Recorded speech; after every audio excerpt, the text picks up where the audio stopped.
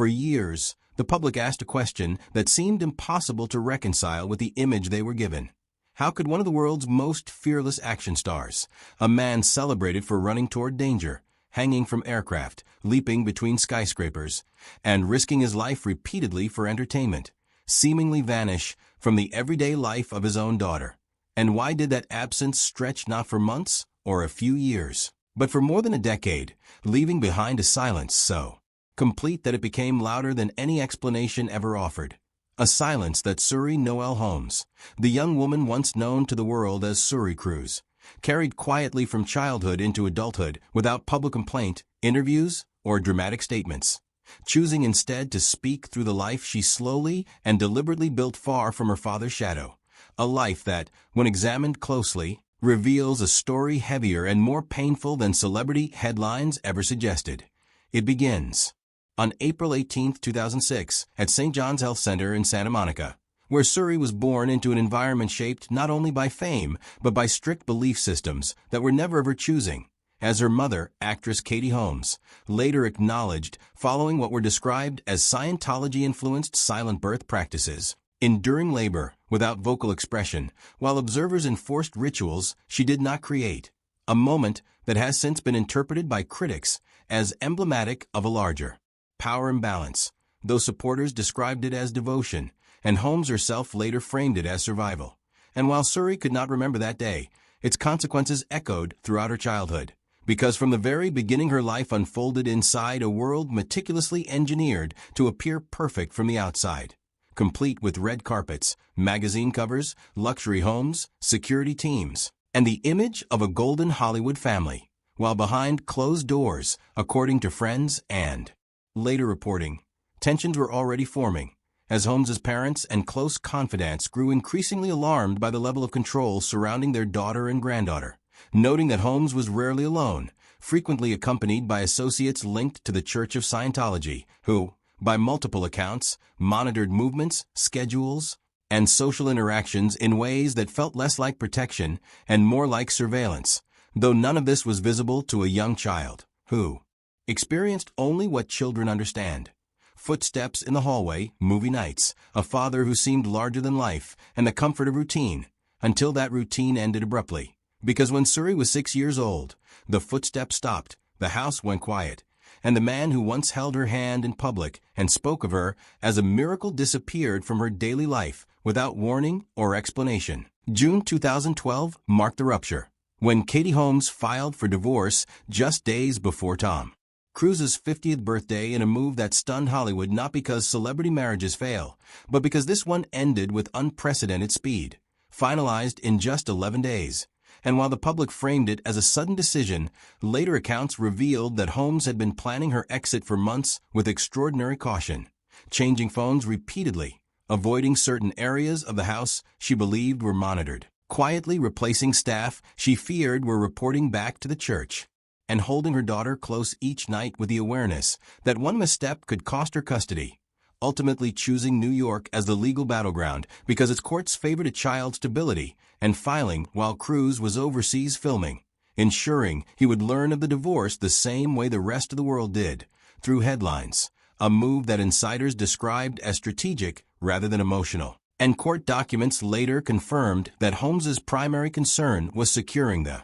right to raise her daughter outside Scientology, amid fears voiced by former members and reported publicly that as Suri grew older she could face pressure to enter the church's Sea Org program, something Holmes was determined to prevent at any cost, even if it meant sacrificing her career momentum, personal safety, and privacy. The settlement granted Holmes full custody, with Cruz agreeing to substantial child support and expenses, but what money could not buy was presence, and within days, Holmes and Suri left Los Angeles quietly for New York, beginning a life defined not by extravagance, but by protection, routine, and absence. And for Suri, that absence soon became the defining feature of her childhood, because while most children grow up with fathers woven into their daily memories, school events, bedtime stories, weekend trips, Suri's memories of her father became frozen snapshots from before she turned 6, images that slowly faded as the years passed, replaced by a strange Duality in which she existed everywhere on screens, billboards, and movie posters, but nowhere in her lived reality. A contradiction that grew heavier with each birthday marked without a call, a message, or public acknowledgement. And although media reports as early as 2013 suggested Cruz had seen his daughter only once since the divorce, with no confirmed visits afterward. For Suri, this was not a mystery or a scandal, but simply the shape of her life, a life in which she learned emotional independence early, riding subways alone, finishing school projects quietly, standing at curbs watching friends embraced by their fathers, and pretending it did not hurt, not because she was strong by nature, but because children adapt when they must, carrying disappointment silently to protect the parent who stayed. As she grew older, questions sharpened from where is dad to why doesn't he come, and eventually to the realization that absence is not always caused by distance or schedules,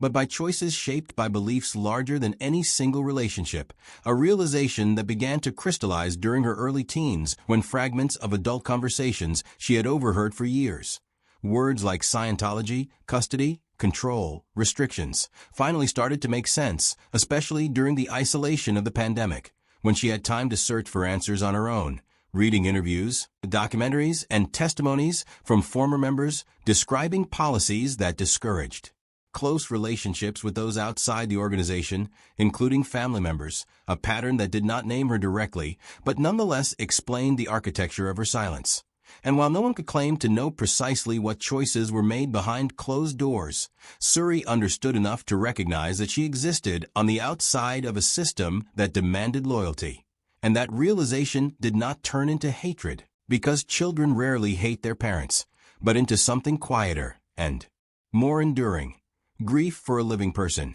the ache of waiting for someone who does not arrive. By the time she turned 15, the unspoken truth between mother and daughter had grown heavy, marked by moments like the morning Suri found Katie Holmes wiping away tears after reading yet another article celebrating Cruz's latest blockbuster. A moment that required no questions because the answer was shared. And throughout it all, Holmes maintained a strict refusal to speak publicly against her former husband, choosing instead to shield her daughter from adult bitterness and letting time reveal what explanations could not, until Suri reached adulthood herself, and turning 18 in April 2024 became not just a birthday, but a legal and emotional threshold, the moment she could finally define her own identity without permission. And in the weeks leading up to it, she poured years of silence into college application essays, writing lines like, "Sometimes we don't grow up with love, we grow up with the space that love leaves behind." Words that never named her father, yet required no clarification, because the world already knew the outline of her story even if it never heard her voice. And on May 17, 2024, she made the quiet decision that symbolized the end of waiting, legally changing her name to Suri Noel Holmes, choosing her mother's middle name not as an act of rebellion, but as an act of clarity. A declaration that she no longer wished to carry a surname associated more with absence than connection, a change that appeared first in a graduation program, then in theater cast lists, and finally in her acceptance documents to Carnegie Mellon University, where she began studying fashion, stepping into a life intentionally ordinary by celebrity standards, riding public transportation, attending classes, and living without the constant pressure of being someone else's symbol. While Holmes continued to support her quietly, helping her move into dorms with tired but proud hands, knowing she had accomplished something rare in Hollywood, raising a child who survived fame, abandonment, and scrutiny without losing herself, even as Cruz continued to live a life of extremes, signing multi-million-dollar deals, preparing films supported by NASA, and risking his life on screen to global applause, all while the most personal risk, the act of walking across a room to rebuild a relationship, remained untouched. And while reports indicate he has continued to meet financial obligations, there have been no confirmed reconciliations, visits, or public acknowledgments in more than a decade, leaving Suri, now 19, to accept the silence she no longer interprets as temporary, no longer checking her phone on birthdays, no longer standing in the doorway of memory waiting for footsteps that never come, but instead building a future defined by her own name, her own ambitions, and her own truth, a story that ultimately raises an uncomfortable question, not just